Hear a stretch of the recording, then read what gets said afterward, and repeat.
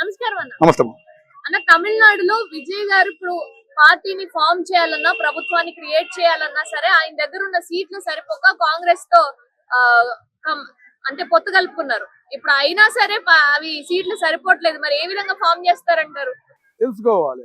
మన తెలుగు వాళ్ళు పాపం లబోదిబో లబోదిబో సింగల్ సింగల్ సింగల్ అని నిన్నటి నుంచి సింగల్ సింగల్ అంటున్నారు. ఇప్పుడు ఏమైందిరా బాబు?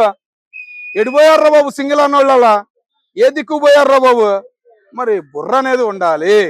ఒక మాట అంటానికి బుర్ర అనేది ఉండాలి. ఒక కష్టం అంటే ఒక రాజకీయ నాయకుడు ఎదగాలంటే అన్ని పార్టీలను కలుపుకోవాలి, ముందుకు సాగాలి. కేంద్రంలో ఎవరుంటే వాళ్ళ నుంచి ఒక రూపాయి తెచ్చుకునే విధానం అనేది నేర్చుకోవాలి. గవర్నమెంట్ సొమ్ము జనానికి ఉపయోగించే తత్వం ఉండాలి. ఇప్పటికైనా బుర్ర జ్ఞానం అనేది పనిచేయాలి. ఇలాంటివి ఎదవలకి కంపల్సరిగా కాంగ్రెస్ తో కలుపుకుంటారు. ఇంకో స్టాలిన్ నుంచి ఒక ఇద్దరు ముగ్గురు బయటకు వచ్చే అవకాశం ఉంది అనే మాటలు కూడా వినపడుతున్నాయి. మరి ఎవరు రాజీనామా చేస్తారో ఏందనేది చూడాలి. ఆల్రెడీ ఈయన ఒక సీటుకి రాజీనామా చేశాడు కదా, ఇంకో మరి ఆ సీటుతో పాటు ఆ 5గురు నిలబెడతారా? ఈలోగా మరి ప్రమాణ స్వీకారానికి 118 మంది ఉండాలా ఏందనేది వాళ్ళ నైట్ కల్లా తెలిసిద్ది అన్నారు. ఎవరు వస్తారు ఏందనేది చూడాలి. మరి అంటే 118 కంపల్సరీగా ఉండాలి.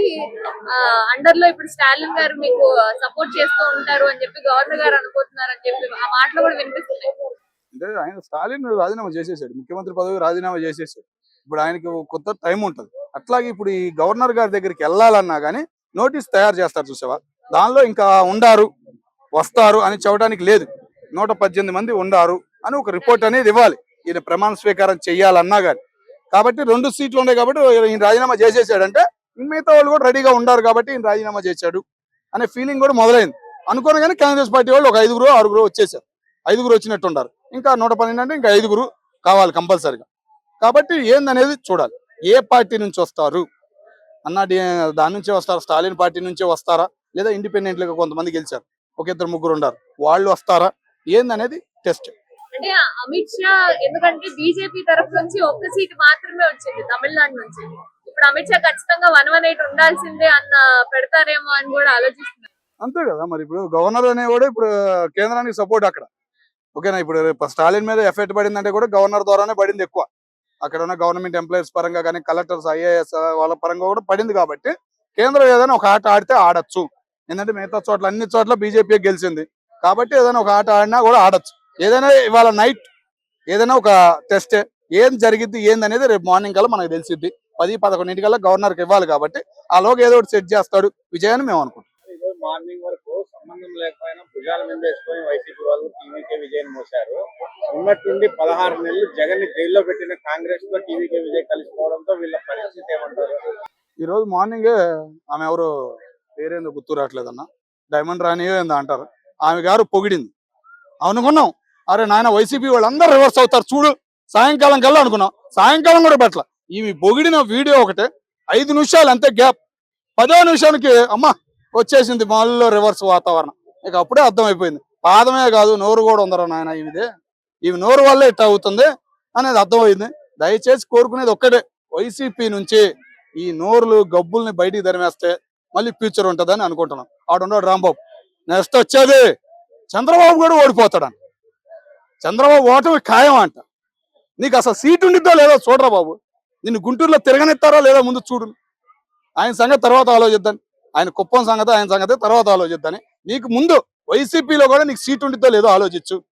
ఏం మాటలు మాట్లాడుతున్నావు ఏందనేది అవగాహన దాంట్లో. తమిళనాడులో గెలిచిన వాళ్ళు ఆనందంగా ఉంటే వీళ్ళు మాట్లాడే మాటలని వెకిలి చేస్తారు లాగా ఉండాలి. ఇంకొకటి ఈ రోజు నేను ఒకటి అద్భుతమైన విషయం అయితే గమనించాను సార్. ఒక వ్యక్తి ఓడిపోయిన చోటికి వెళ్ళి ప్రజలు నన్ను ఇన్ని రోజులు ఆదరించినందుకు చాలా సంతోషం అని చెప్పేసి పరామర్శిస్తున్నారు స్టాలిన్ గారు. అలాంటి రాజకీయాలు తెలుగు నాట ఎక్స్పెక్ట్ చేయొచ్చా? ఎందుకంటే జగన్ ఓడిపోతేనే ఈఎం వల్ల ఓడిపోయాను కానీ నేను జనాలు నాకు ఓటేసారు అని ఈ రోజు వరకు ఒప్పుకోలే. నువ్వు ఓటేసావన్నా? ఎక్కడి నుంచి వెళ్ళి హైదరాబాద్ నుంచి వెళ్ళావా? హైదరాబాద్ నుంచి వెళ్ళేటప్పుడు 500, వచ్చేటప్పుడు ఎంత తీసుకున్నారన్నా? ఎంత తీసుకున్నారు? 700 అన్నమాట.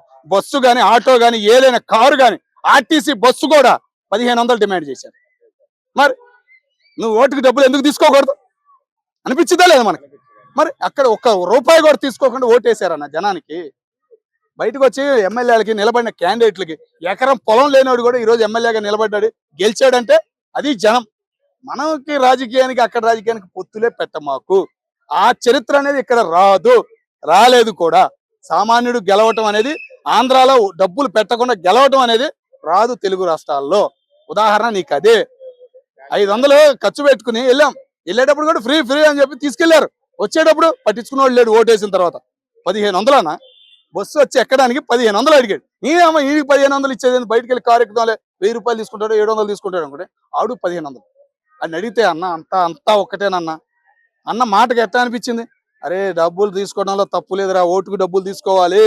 ఈసారి 5000 కాదు 10,000 డిమాండ్ చేస్తారు. చూడు 10,000 డిమాండ్ చేస్తారా ఓటుకి తెలుగు రాష్ట్రాల్లో? మరి దానిలో తప్పే లేదు. అంటే ఇప్పటి వరకు తెలంగాణలో తెలంగాణ వచ్చిన తర్వాత కేసీఆర్ గారు దళితుడు ముఖ్యమంత్రి అని చెప్పడం తప్ప ఆ దాఖలు ఎక్కడ లేదు, ఒక సామాన్యుడు మంత్రి అవ్వడము లేకపోతే ముఖ్యమంత్రి అవ్వడం అనేది. కానీ విజయ్ తరపు నుంచి ప్రతి ఒక్కళ్ళు కూడా సామాన్యులనే పిక్ చేసుకోవడం అనేది ఆయనకు ప్లస్ పాయింట్ అనుకోవచ్చు. ఇక్కడ రాజకీయంలో సినీ ఫీల్డ్ ఎక్కువ అమ్మా, కింద వాడు పైకి రావడం అనేది అక్కడ ఎక్కువ. తమిళనాడులో మన రాజకీయానికి అక్కడ రాజకీయానికి పోలిక అనేది లేదు. ఇక్కడ అంతా బడాబాబులు, ఆ కులం లేదు ఈ కులం లేదు, బడాబాబు రాజకీయ నాయకుడు అయిపోతాడు. నువ్వు బడా చేయి, గట్టిగా మాట్లాడే ఒక 10 మంది మీద ఎగురు, నువ్వు రాజకీయ నాయకుడు అవుతావు. ఇప్పుడు గెలిచిన వాళ్ళు అందరూ అంతే. ఎవరైనా చరిత్ర అని చూడు, ఒక 2-3 చదువుకున్న వాళ్ళు ఉంటారు, వాళ్ళని కూడా తొక్కేస్తారు. కాబట్టి వాళ్ళు కూడా బడాబాబులుగా మారిపోతున్నారు. మరి ఏ పార్టీ మళ్ళీ గెలవాలన్నా వాడు బడాబాబు అవ్వాలి, అవుతున్నాడు. భయపెడతాం బడాబాబు అంతే. వ్యాపారస్తుల మీద ఇప్పుడు ఒక పండిస్తాడు రైతు, తీసుకొస్తాడు మార్కెట్కి, ఆ బడాబాబు చేతిలో పెడతాడు. చూసావా? సేమ్ రాజకీయం కూడా అంతే. ఇద్దాం రా 10,000 ఏం పోయా, 20,000 ఇద్దాం ఓటుకి, ఇచ్చిన వాళ్ళు కూడా ఉండారమ్మా. అదే సినిమాలో డైలాగ్ చెబుతాడు చూసా, మహేష్ బాబు డైలాగులు సేమ్ అవి జరిగినాయి కాబట్టి మహేష్ బాబు చెప్పాడు. సేమ్ అంతే. ఎన్ని కోట్లైనా ఖర్చు పెడతారు రాజకీయ నాయకులు, ముందుండారు. మన తెలుగు రాష్ట్రాలకే మిగతా వాటికి పోలికలు పెట్టద్దు రాజకీయ పరంగా.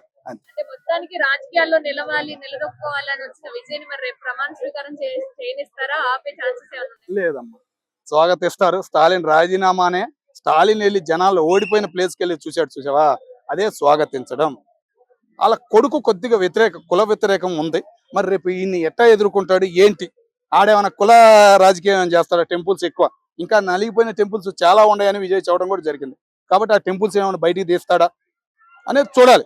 మన తెలుగు హిందూ టెంపుల్సే ఎక్కువగా ఉన్నాయి అమ్మ. అక్కడ శివాలయాలు మొదలు పెట్టుకుంటే, ఎన్నో దేవాలయాలు మొదలు పెట్టుకుంటే చాలా ఉన్నాయి. ఇంకా మనకు తెలియనివి కూడా ఉన్నాయంట. మన తెలుగు రాష్ట్రాల నుంచి ఎక్కువగా వెళ్తారు అక్కడ. ఆదరణ అనేది పెరిగిద్దా తగ్గిద్దా అనేది చూడాలి. ఏంటంటే ఉన్న ఎమ్మెల్యే క్యాండిడేట్ల పరంగా కూడా ఈ కాంగ్రెస్ నుంచి వెళ్ళిన 5-6 సీనియర్లు తప్ప ఆయన పార్టీలో ఉన్న వాళ్ళు మహా అయితే 4 కూడా లేదు.